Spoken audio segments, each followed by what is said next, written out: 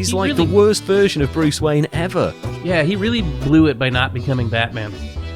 Hello and welcome to episode 2 of History's Greatest Idiots, the podcast where we look back at the worst mistakes in human history and try and use them as a lesson for the future so that us, as human beings, never repeat the mistakes of the past. But who are we kidding? We do that all the time.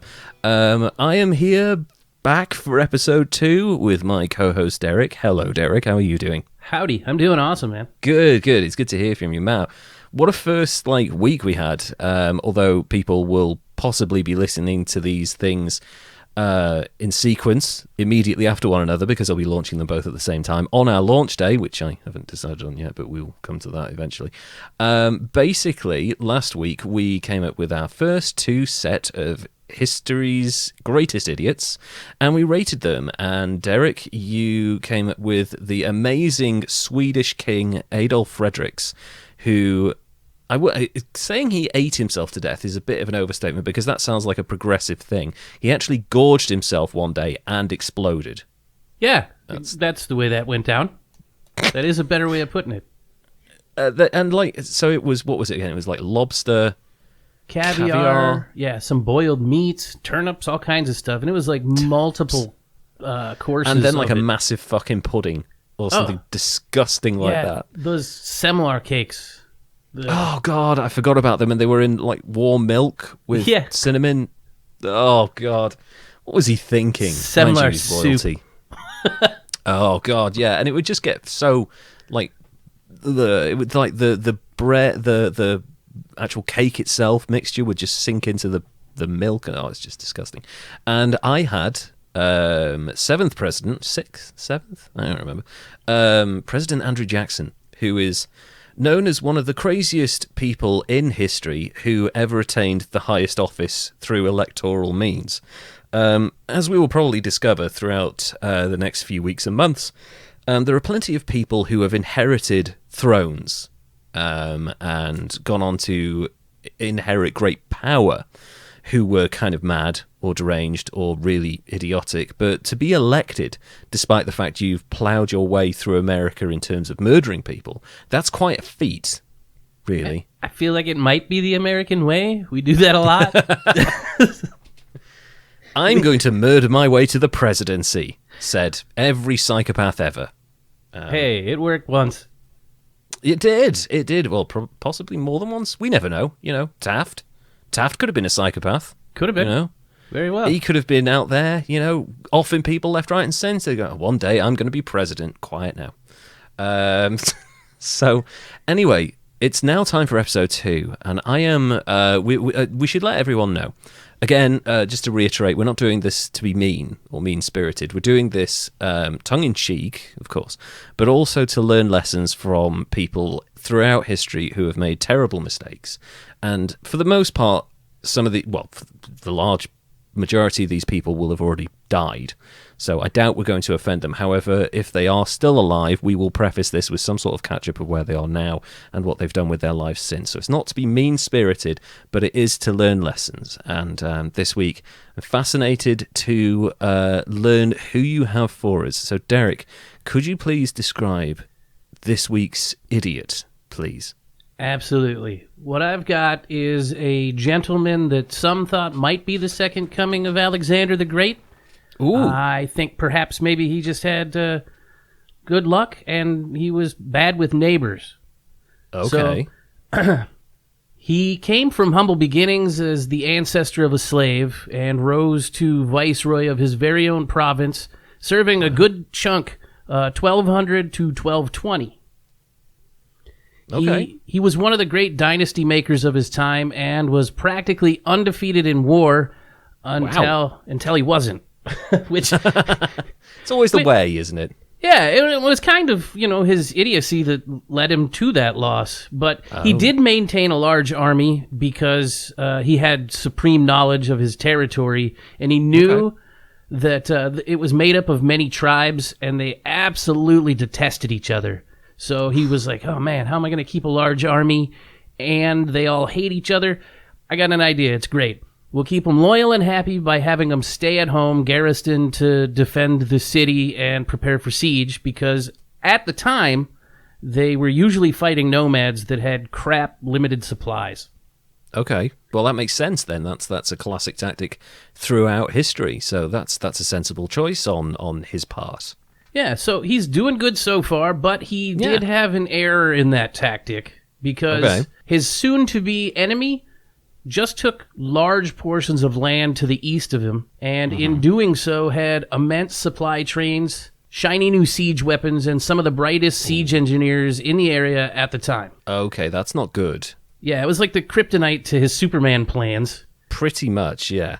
And he really failed when he recognized, or when he really screwed up when he failed to recognize that the threat could lead to a big loss. Right, okay. So he underestimated his opponent.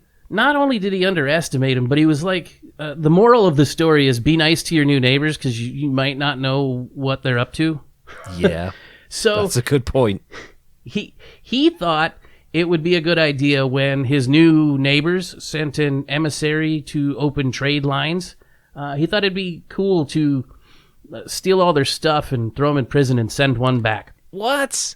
Yep. Oh. Well, that wasn't a good idea because it really made the enemy, who is a famous person in their own right, mad. I think I know who it is. But the enemy, the, I guess, nomad siege winner, sent another envoy because he really wanted to open up trade lines. And sensibly, yeah, wow.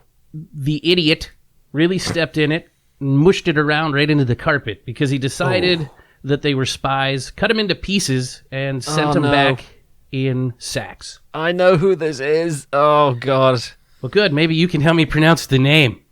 I'll try if you give it a go. The invader that he decided to piss off was Genghis Khan. Yep. And you don't piss off Genghis Khan. That's kind of the first rule of history.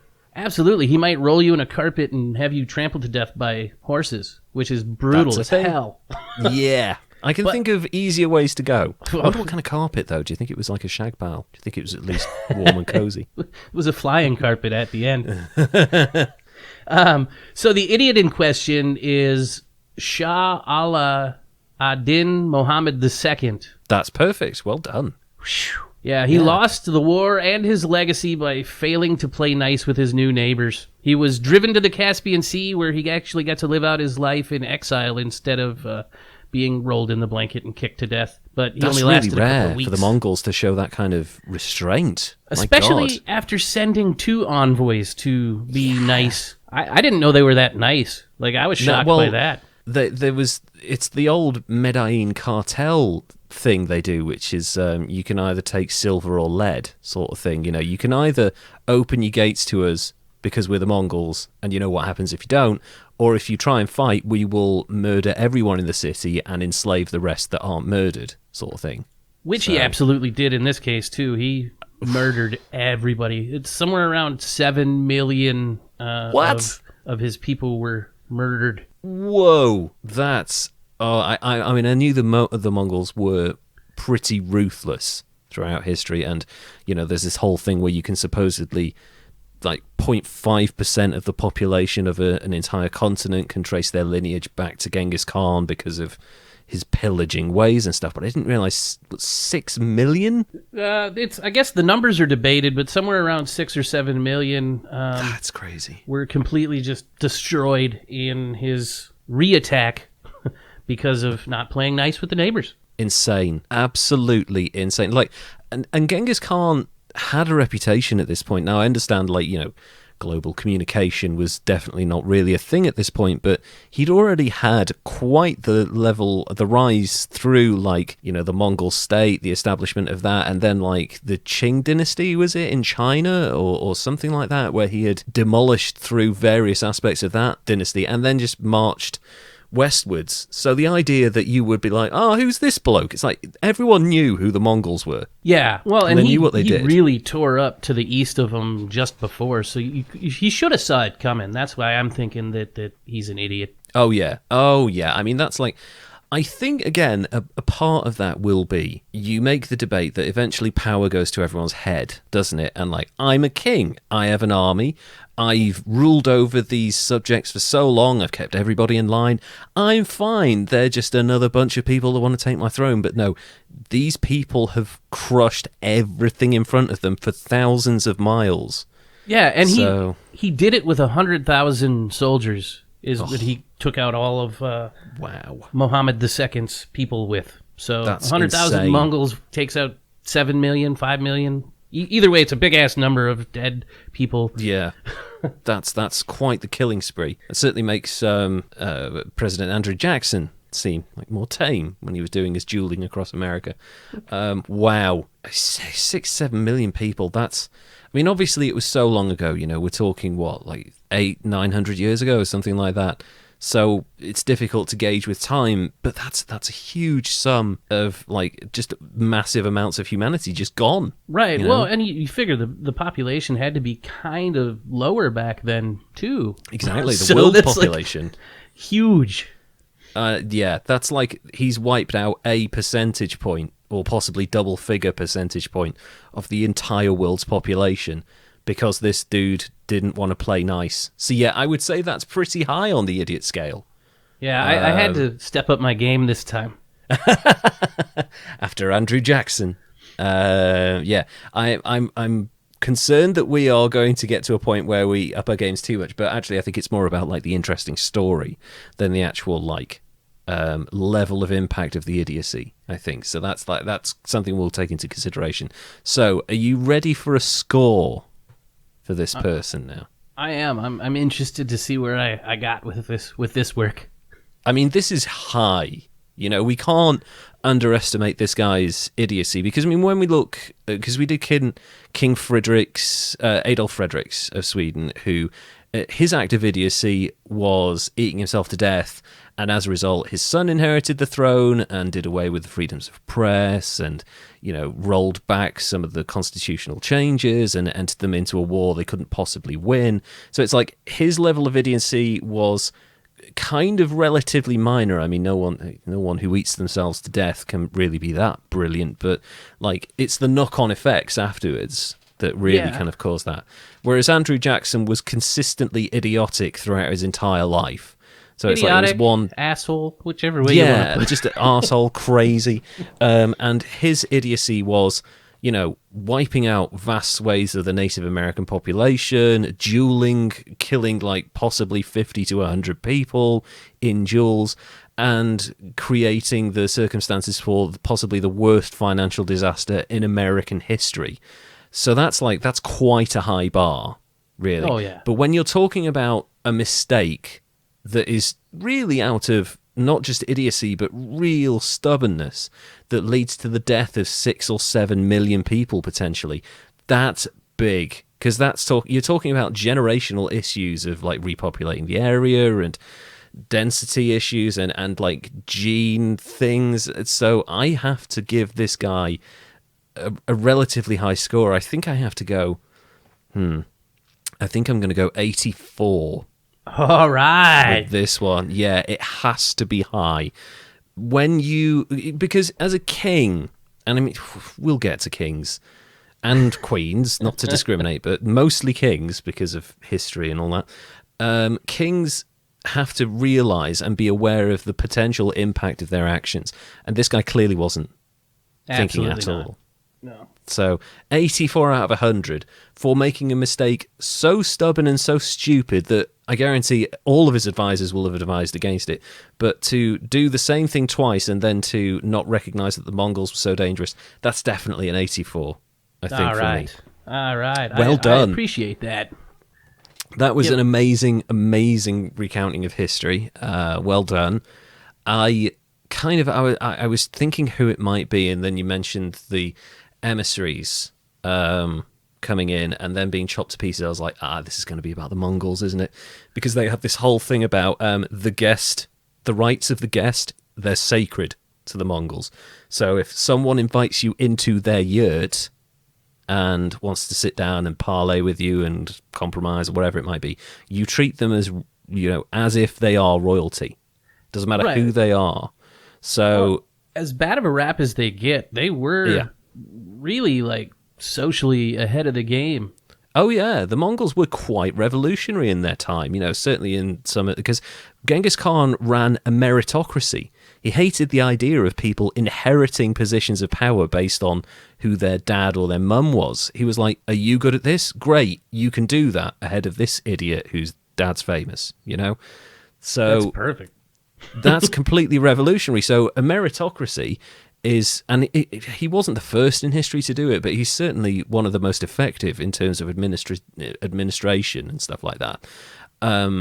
That part of the Mongols is really revolutionary. However, there's a trail of blood behind Genghis Khan that is as vast as his empire was.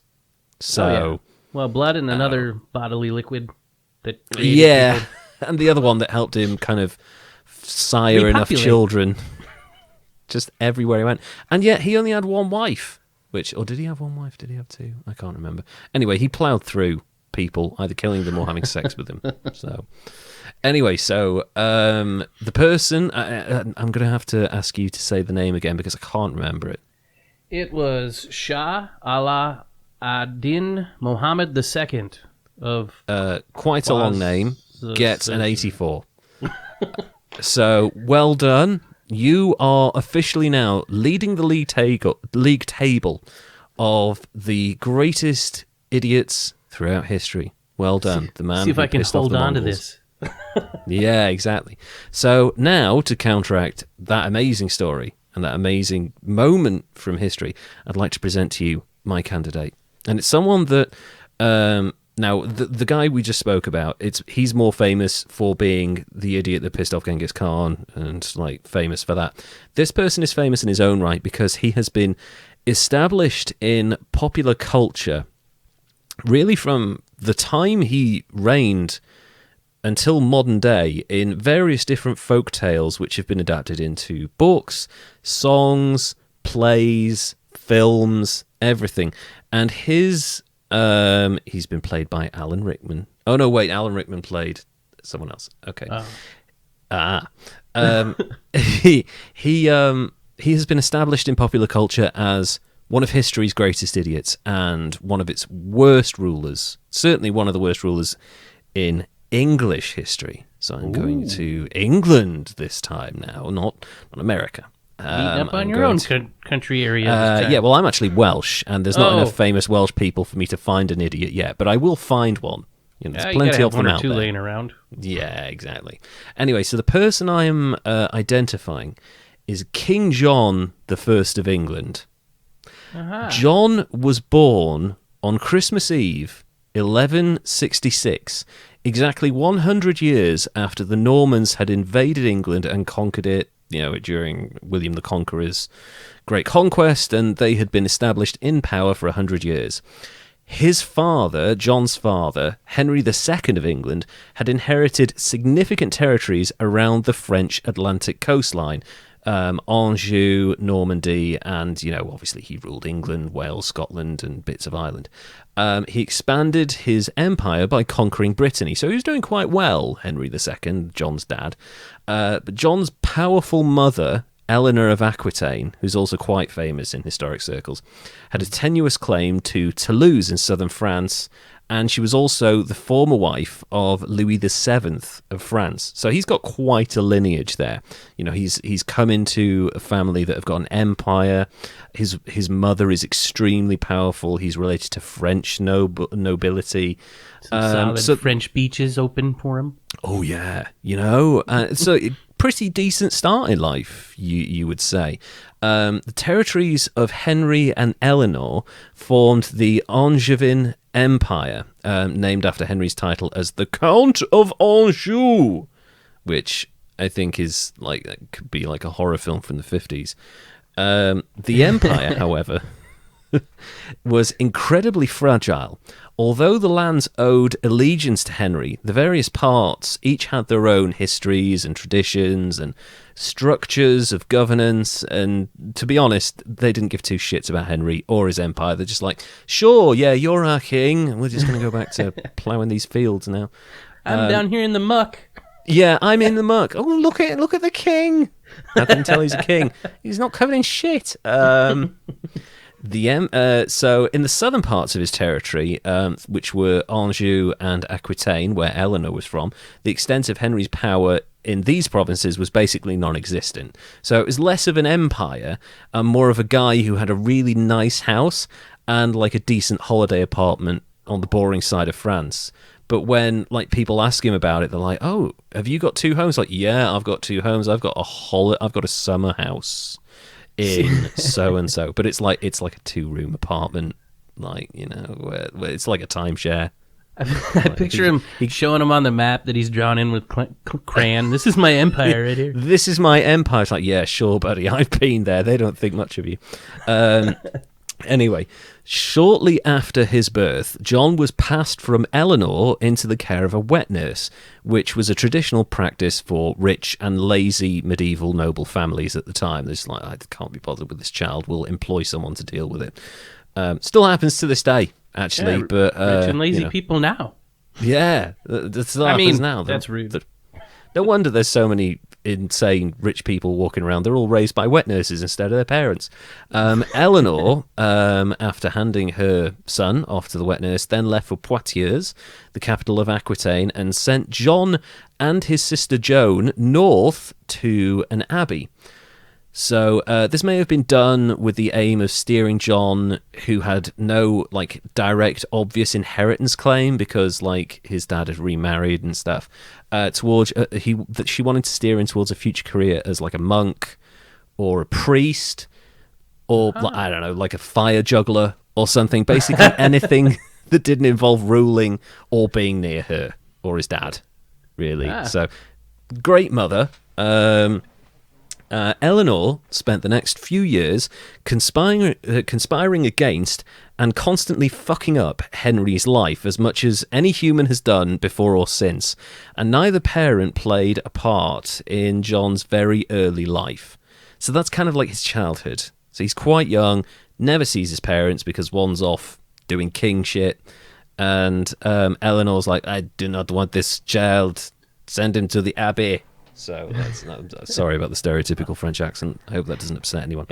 So John was probably, like his brothers, assigned a magister whilst he was at the abbey. And a magister is kind of a combination of a personal teacher and a butler and a personal assistant. It's kind of like Alfred to Batman sort of thing. Yeah, okay. I need one of those. Which was kind of cool. Who wouldn't want their own Alfred? And John was eventually taught by someone called Ranulph de Glanville, a leading English administrator at the time. I have no idea who that guy is, but apparently he's a notable historic figure, so I should probably mention him. Good for him. Yeah, good for you, Ranulph. As he grew up to be a mountainous man at 5 foot 5 inches tall.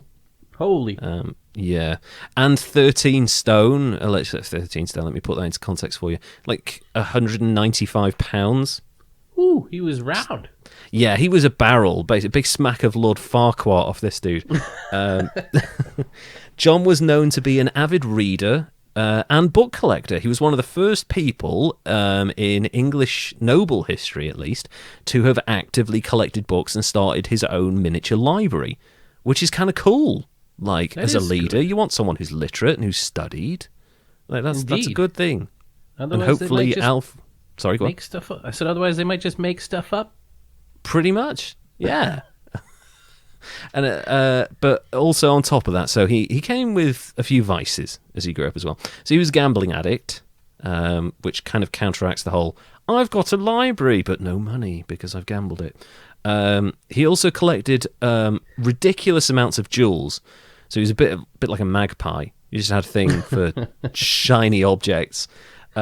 He killed as many wild animals as he could find. I should stress that was in a hunting setting, you know, not just for kicks. Just running around?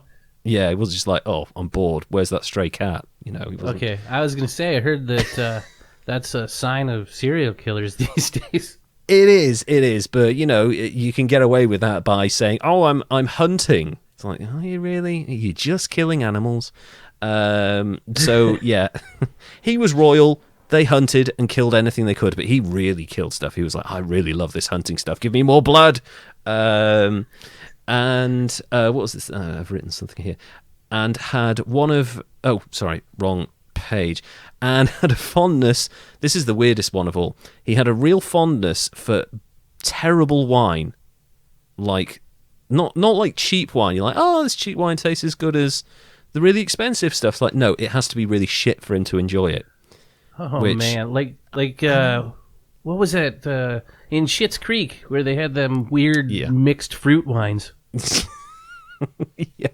Oh, God. It's kind of like that. I mean, wine, even for royals back in the time, wouldn't have been amazing because you got the whole transporting process, and a lot of it was made in like lead pots, which is why so many Roman emperors were insane, because they were basically drinking lead water.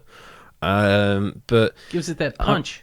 Yeah, it gives it that real kick of insanity. But this made me think that maybe King John, as incompetent and idiotic as he was, might have been the first hipster, because he's like, oh, I like this. It's so shit. Yeah. Is that what it was? It was amazing. Ironic? Yeah. Like, I really love this wine. Why? It tastes like piss. That's why I like it. So now, without we can't talk about King John of England without talking about his much more famous and almost as idiotic, but in a different way, brother Richard. So when John's brother Richard the Lionheart became king in September 1189, he had already declared his intention of joining the Third Crusade, which was actually the really successful one, but they got increasingly bad from there. So he basically turned around and said, "Yay, I'm king. Let's go and kill some foreigners. See ya." That was Richard's approach to, I'm king. Shall I sort out the kingdom? Shall I improve things? No, I'm just going to go and murder things. That's a plan. It's a plan as old as time, apparently, for British royalty. He set about raising the huge sums of money required for this expedition through the sale of lands and titles and appointments, and attempted to ensure that he would not face a revolt by basically not being there. It's like, you can't get me if I'm not here. So that was his plan. But all of these people became newly enfranchised barons, and they may have been loyal to him, and they may have worked very hard to get to these positions. They may have been nobility from other places that Richard knew. So he's created this entirely new class of people that are indebted to him because he's made them much more powerful. John, for his part, was made Count of Mortain. I have no idea where that is. Yeah. Count of Mortain was forced to marry the wealthy Isabella of Gloucester. Hope she likes shit wine. And and was given valuable lands in Lancaster, and also given the counties of Cornwall, Derby, Devon, Dorset, Nottingham, and Somerset. So Nottingham, King John, you've got the Sheriff of Nottingham, Robin Hood. That's where all that comes from, because he was, one of his bases was in Nottingham. And, that was where he spent a lot of his time. This was all done with the aim of buying the loyalty of John, whilst Richard was off on his incredibly violent holiday, basically, which is what the Crusades were. This whole thing about taking back Christendom, it's like, we just get to kill people and the Pope will like us. So, that's what that was about. Richard, for his part, actually, before he left, he set up a few things so that he could kind of have a bit of security while he was gone. So Richard appointed his 4-year-old nephew as his successor. What? So little Arthur, playing with his Pokemon cards, is like, just walks in, plonks a crown on him, and then just buggers off. He told his brother John to stay out of England for 3 years, because he was like, 3 years and get to the Holy Land, do a bit of, conquering, come back home, everything's fine. He appointed Bishop Hugh de Puiset and William de Mandeville as joint administrators of his empire, and also appointed William Longchamp, awesome name, another bishop, as his Chancellor of the Exchequer. Or just his Chancellor, I don't think they had an Exchequer at the time. So he's set up his administration, he's bribed his weird, alcoholic, gambling-addicted brother. He's dumped a massive crown on this 4-year-old nephew and just left. So he's even though he's off in a different part of the world, he's kind of done enough, you would think, to make the country stay afloat for the next 3, possibly 4 years. So you'd think everything would work out great, right? Safe going off, leaving him with some pizza money. He'll be right back. Yeah, like, you kids enjoy yourselves, don't go mad, have whatever you want in the fridge. That this is the Netflix password, just go mad.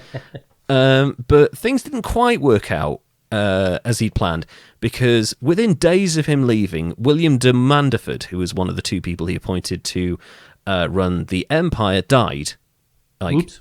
Yeah, pick someone younger, someone in decent shape. You're all right, William? Well, not like yeah, 4. I'll look after things for you. The resulting attempts by the remaining 2 bishops to run his empire were pretty much useless.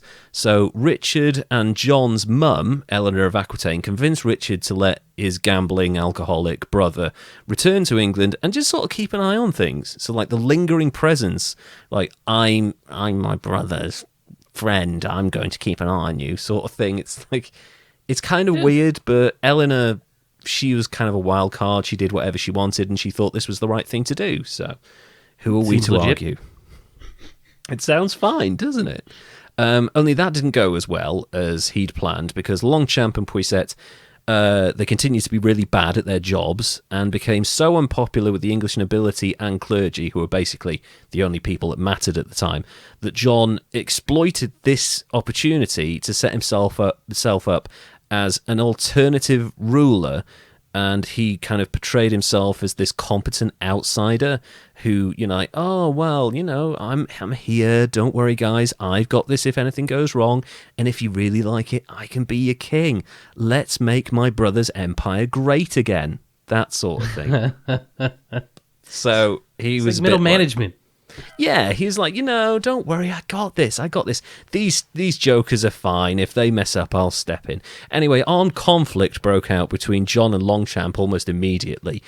And by October 1191, Longchamp had lost, and he was rotting away in the Tower of London, which, if you've ever been on a tour of that place, you don't want to go there. It's got a lot of lovely rooks and ravens, but other than that, it's pretty horrible.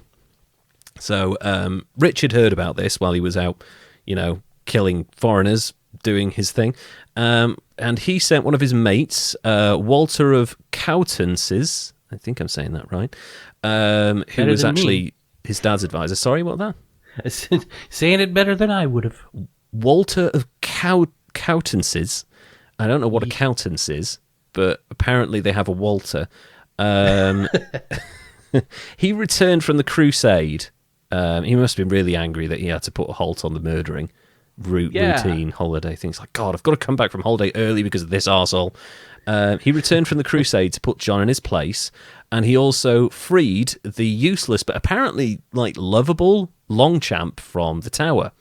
John wasn't happy about this, so he sought out an alliance with King Philip II of France, an idea that pissed everyone off, including his mother. So he decided to give up on that plan for now, but he was like, Philip, look, I've got a lot of hate from trying to, like, buddy up with you, but don't worry, we'll get back to that. Longchamp, eventually, after he was released, he'd left, he came back to England, started rabble-rousing, but John suppressed him with the help of other nobles by saying, look, this guy's really annoying, shut him up for me, and I promise I won't try and undermine my brother anymore, pinky swear, sort of thing. Wink. Yeah, and he had his fingers crossed behind his back, and he was, like, giggling the whole time, and his mates were like, these fucking people believe him. So as soon as Longchamp was out of the picture, John spread a rumour that his brother had died in the Crusades. He hadn't, but he had been held ransom, captured, and was being held to ransom by the Holy Roman Empire, who was supposed to be on the side of the Crusaders, but he was like, fuck it, I'm going to take this guy. What the hell? That whole, fuck it, that comes into play a lot in the Crusades in the future, which might be something for a future episode, to be honest. John after he kind of convinced enough people of this, immediately ran off to France to sign a treaty of alliance with King Philip of France.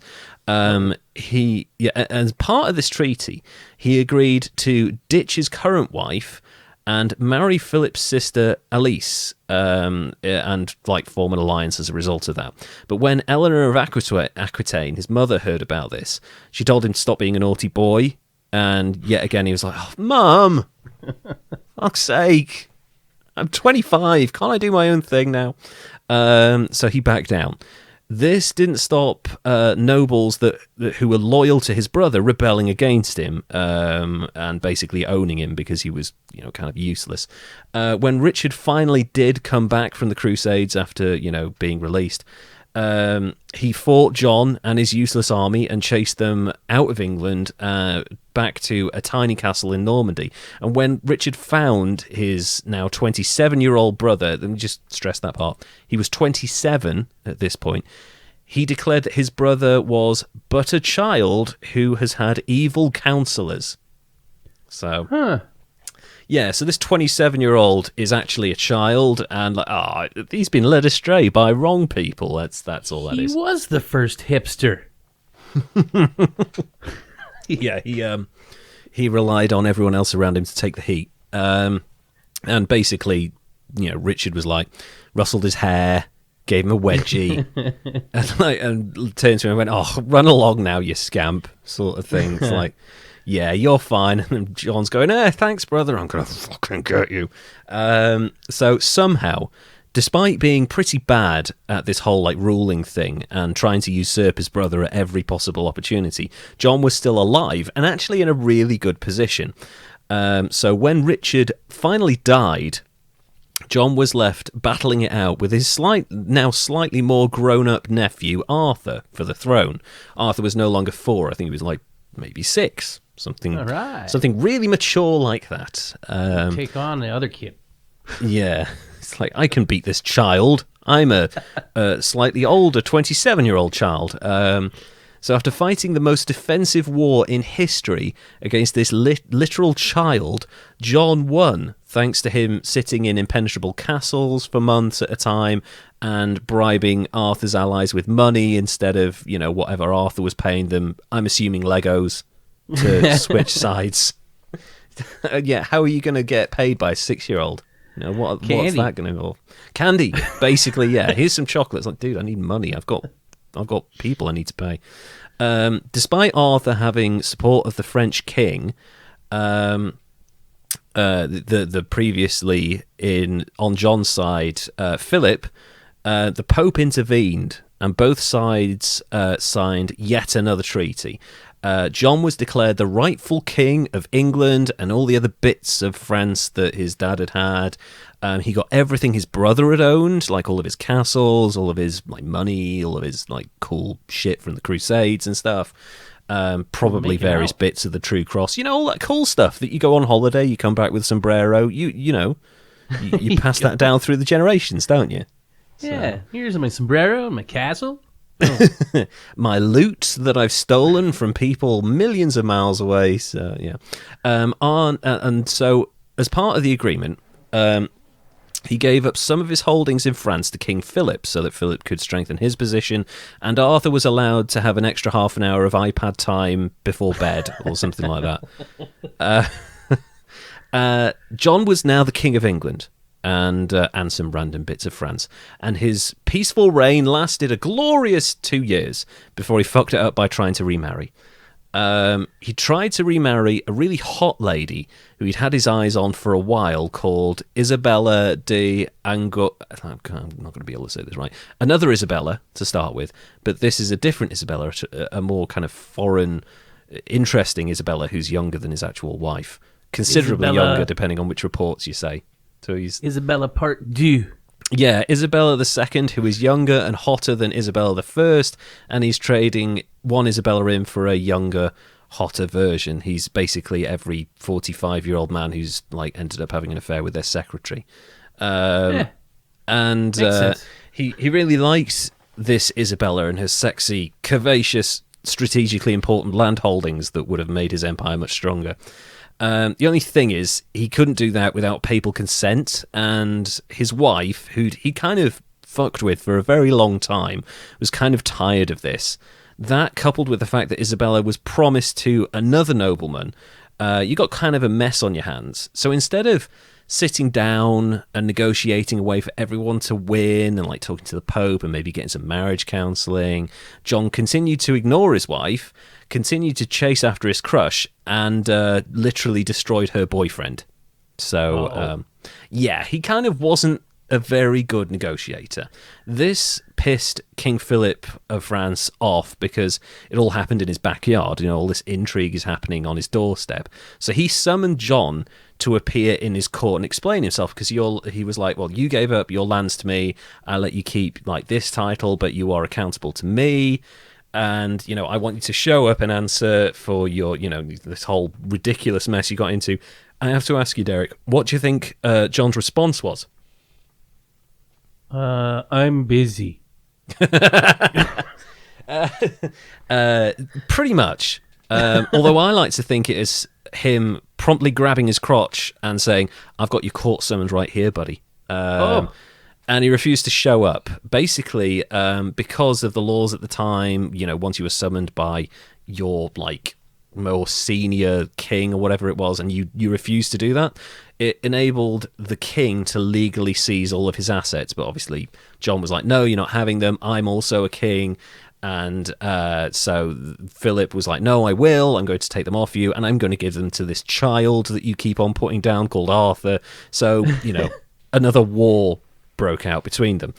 Now that he was at war again, I have to ask you another question, Derek. What do you think John's tactics were? Well, he's not very good at war, so he tried to. Oh man. Did he just try to use his crayons to draw the areas he took over on the map? That may have been one of his plans. Okay. He sat in his castle and did nothing. He'd go from castle to castle, and he's like, my walls are so high, nobody shall cross them. Sir, they have siege towers. What are those? He somehow won a few battles, and amazingly, despite his general incompetence, managed to capture Arthur and his crew of like child warriors, you know, like the Lost Boys or whatever it was. And now he's got the heir apparent that Philip favours in his captor. You know, he's captured him, so you think he would ransom Arthur or use him as a bargaining chip of some sort, so that he can like give me this land. I will give you the kid back. We'll end this war. No one else has to die. But this is John, and he's kind of a fucking idiot. So instead, he was like, I'm just going to kill the child and piss off more people. So that's exactly what he did. He killed Arthur. He donated his Legos to a local charity shop. I don't know what happened, but yeah, he killed the kid. So he was pretty ruthless. Yeah, harsh as hell. As a result of his stupidity, he lost more support. More people turned to Philip's side, and Philip basically pummeled him into the ground and kicked him out of France entirely by March of the following year, which was 1204. Although he got to keep his nice little holiday apartment in Aquitaine, but that's mostly because it was in his mum's name. So, and then Eleanor's like, look, you can kick my son out, but this is mine. And he will eventually inherit it. And it's like, okay, fine. You keep your 2-bedroom apartment on the coast. That's fine. Taking away his crayons. Yeah. They've taken... So his kingdom's shrunk significantly at this point. Meanwhile, back in England, where he's also supposed to be king of, despite, you know, swanning around France doing all sorts of stupid things, John had been taxing the absolute shit out of the English nobility to fund his like pathetic little war in France that he was never going to win, to the point where if a nobleman sort of sneezed, he was either fined for doing so or taxed, because, you know, who doesn't enjoy a good sneeze? He also taxed Jewish people into poverty because he felt like it, not because like they were in positions where they had influence over institutions, or they were part of his court or anything like that. The majority of Jewish people in England at the time were living very precarious lives, and John taxed them into the ground because he was an anti-Semite. There's no two ways about it. He caused an inflation crisis by seizing and hoarding more silver than like a werewolf hunter, and did nothing to help people when various famines hit the country. So he was just like, that's someone else's problem. I'm still eating goose. I'm fine. There's also the problem. Seems like that might get people upset. It's getting to the point where it's like, well, we don't have any money. We don't have any food. He's not helping us.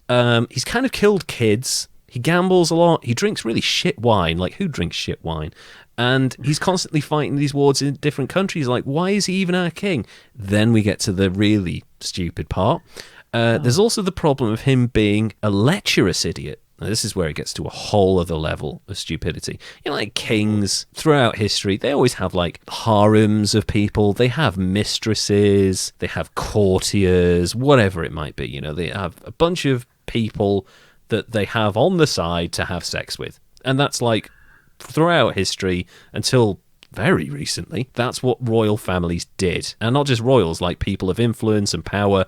They'd have their mistresses and their people on the side and all of that stuff. Anyway, that was the accepted thing. Everyone did that at the time. But instead of having like one or two mistresses, John had dozens, and the majority of them were already married to other noblemen. Oh, man. Yeah. So he's taxed them. He's taken all their food, he's taken all their silver, and now he's kind of fucking their wives, Yeah, that guy's a dick. No one gets to... They were all like, no one gets to fuck my wife. I am allowed to have as many mistresses as I want, but the king cannot have sex with my wife. So no. I'm not doing it. He can't do it. Exactly.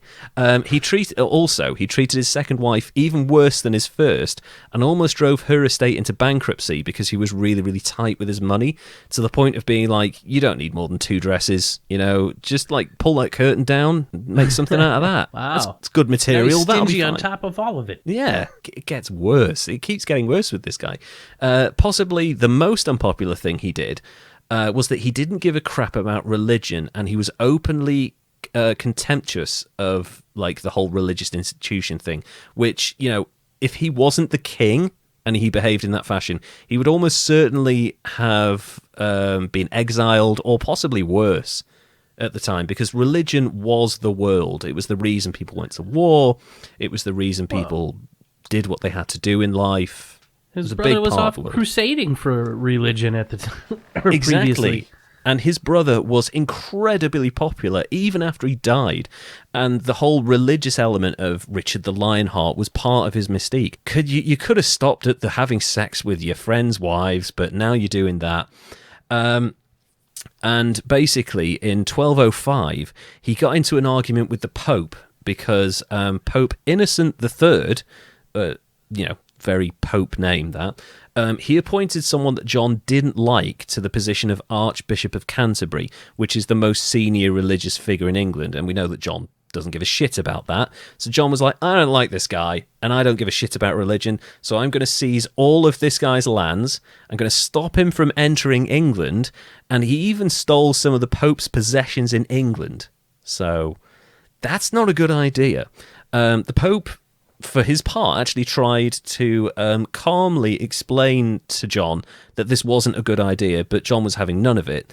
So the Pope decided to retaliate by instructing all the clergy in England to not hold any religious ceremonies except for baptisms, confession, and absolution for the dying. So no Sunday service, no festivals, no religious anything. And again, you've got to remember that the nobles are like kind of very influential and powerful at this point. They would not have liked the fact that they couldn't go to church on Sunday and hang out with their mates. So he'd pissed off all the noblemen. He'd been sleeping with their wives. He'd messed with the Pope. He'd lost various wars. He became so unpopular that despite making somewhat of amends with the Pope, he had alienated enough people to cause a little uprising, this time with these barons that Richard had appointed before he'd gone off to the crusade. Now, John tried to calm things down for possibly the first time in his entire life. He was like, okay, relax, I understand. I will sign a piece of paper for you. This piece of paper was called the Magna Carta. There you go. There you go. Now, the Magna Carta, for those of you who may not know, and hopefully we have a lot of history buffs here, so you all are probably very aware of the Magna Carta. It's one of the most important legal documents in history because it gave more power to the nobles, it protected religious rights, it reformed the law, it reformed the taxing system, and basically implied that if any king behaved like John, everyone would rise up against him. It was the most clear warning anyone in history has ever had written down on a piece of paper. Like, if you fuck with us, this is what will happen. That's legit. Yeah, it is like, John, you are a disaster. This is your final warning. Stop fucking up and get on with being a king. Just a little side note. I've actually seen a copy of the Magna Carta. There's only 4 left in the world, because originally there were like 20 or 25 copies made of the thing. There's only 4 left in existence. I think one of them is over in America, and one of them is in the Houses of Parliament in the UK, I think. And I think there's like 2 or 3 that do the rounds in the UK. One of them is called the Lincoln copy or something like that, for it resides in Lincoln Cathedral, and I saw it when it was in St Albans Cathedral in like this hermetically sealed environment with controlled lighting and controlled temperatures and stuff, and behind a barricade. That'd be so cool. Yeah, I was allowed to get within 3 or 4 inches of the Magna Carta to look at this thing, to read it, and I can read it even though it's Old English. It is the most incredible thing, the artistry that goes into these documents, like calligraphy and lettering, to actually make something that looks this beautiful, but is basically nothing but text. It's a real, like, feat. You know, you think about any internal document, you're like, oh God, do I really have to read this? This thing was immaculate, it was beautiful, and it is clear when you read it that if the king fucks around with his subjects, he is going to die. So guess what John did? Well, let's see. He got his crayons out and he started fucking with people again. He started fucking with people and some crayons. Yeah, he did. John ignored the document completely, went back to his old ways. He even got the Pope to say, no, you can't tell the king what to do. And they're like, dude, he's fucked with you. Why are you on his side now? So he went back to his old ways. He started a war with the barons that had been enfranchised by Richard before he died. And, of course, he lost. Badly. Yeah. Because that's his thing. He loses wars. During this war, John contracted dysentery, which, you know, given how shit he'd been as a ruler, was kind of the height of irony. And he eventually died, crapping his brains out in Newark Castle in Nottinghamshire in mid-October 1216. And here ends the story of King John I of England, who was raised in an odd way, still raised as a royal, but kind of, you know, he was put in a slightly impossible position by his brother swanning off to war and stuff, but he did everything in his power to be as big of a fuck-up as there could ever possibly have been. So I have to ask you, because I've actually spoken for quite a while now, I do apologise for going over our usual time. What do you make of King John I of England? And did you like his Disney representation when he was a lion? Well, see, this one's so much better, I think, than the Andrew Jackson, because he's like inept more than an asshole. Yeah. So, it's like, I mean, with Andrew Jackson, like, you've got to question his like, he might have been actually insane. Yeah. But with John, it's just like, he's just really bad. Yeah, he likes bad wine. He takes away his friends' free time and their wives. He taxes them into poverty. And then the war where he took over land by going to a castle and sitting in it and then taking and just staying there. Yeah. That's an idiot way. War. That's just like holidaying in a different house from time to time and calling it war. Yeah. You know? I'd see, you know what? I might be a king right now and at war, taking over stuff, moving from rental to rental, just saying this neighborhood's mine now. I'm in charge. Too. I don't know. Me too. I am currently a king. I have invaded this house for the measly sum of a few £100,000, and I look forward to taking over more kingdoms in time when my mortgage is paid off. Yep. Take over, expand Maybe the a nice empire 4-bedroom place. There you go. And you can expand your empire with your timeshare that you purchase a little later on. Oh, yeah, no, that timeshare, that's going to really help my empire expand beyond the borders. Yeah. Like that timeshare in Aquitaine, man. I can't wait to take my wife for 2 weeks in Aquitaine. Where the fuck is Aquitaine? I don't know, but it sounds cool. It does, doesn't it? It sounds very romantic, I'm sure. So that was John the First of England. I would like to know now how you score King John the First of England out of a possible 100, given in mind that we are now in the same episode as the guy who pissed off Genghis Khan despite knowing that he was dealing with Genghis Khan. Yeah, see, I think I've got to go higher and go. This is an 87. If mine was 84, this is an 87. Wow! Because he just continuously was just bad, like on purpose or on accident. I'm not sure, but that's pure idiotness.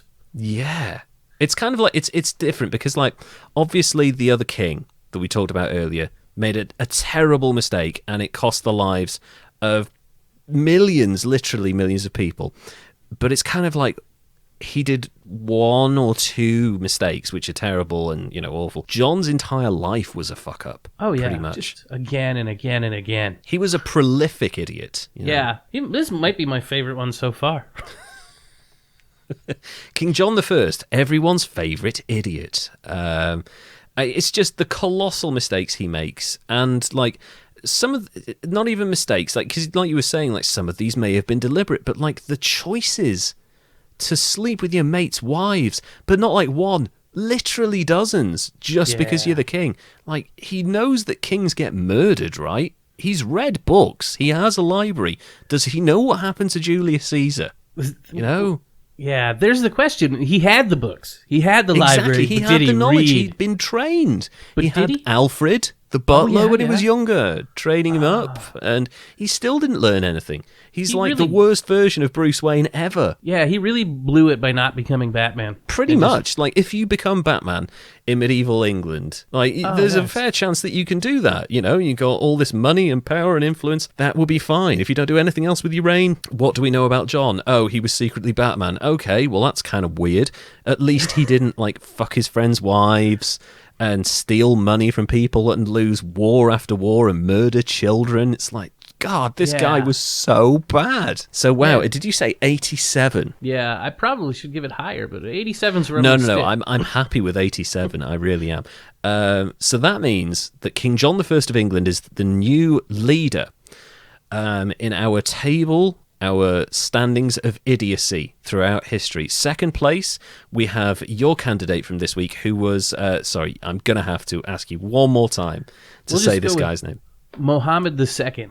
Mohammed II. We'll go with Mohammed II. That sounds much easier to remember. And then in third place now, we have President Andrew Jackson, who dueled his way across America on 75 points. And in a fourth place stop, we've got Adolf Fredriks, the Swedish king who enacted numerous brilliant liberal reforms and then ate himself to death. So, quite the rogues gallery of morons so far. Yeah. Next time, we will try and push the bar even further, but I might try a different tact. We've done presidents, we've done kings. I might see if there is a more relatable idiot out there, an idiot who has all of the opportunities that everyday normal people might have and still manages to make a pig's ear of it all. I'm happy to do that. Derek, thank you so much for your time. Is there anything else you'd like to add? Man, I'm looking forward to it. I had fun this time.